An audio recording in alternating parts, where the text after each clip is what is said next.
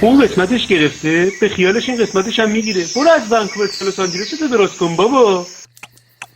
کمک کنید، کمک کنید،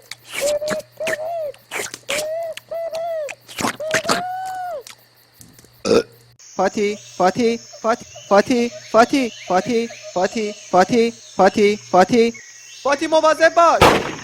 به چه مردم کشت، خشونت طلب، بی ناموس، الکت بیمیری. زری خر خدا وکیلی ماچ بده. نمیشه به خدا، دلم میخواد گشت ارشاد پدرم در میاره. دلت میخواد ببر از سیغمون کنن. هیچکی از جای شک نخوره، دستتون رو سرتون باشه، کسی جا نخوره. شما به نام قانون دستگیرید، هیچ کسی نخوره. آفرین آفرین، دستتون رو سرت و جا نخور. بابا منم گولتون زده.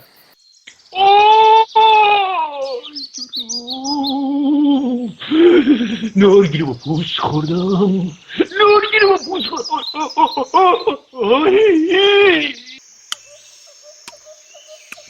نون بربری قدیم. بر تو کمرات فراغونه، نمیدونه کجا بریزم. همینجا همینجا. شوب لباسیه شوب لباسیه شوب لباسیه شوب لباسیه. بزن شما چرا نمیخوایم بفهمین؟ دورو دیگه همین قبرم نمیدم، با این قیمته که دارد میرد بالا، باد از همین حالا فکر گور باشم واسه خودم. این زیرم که مترو زدم، حالا من کجا بیمیرم؟ مای تازه بوشو امالا درو آورد مای تازه برو سفید تا.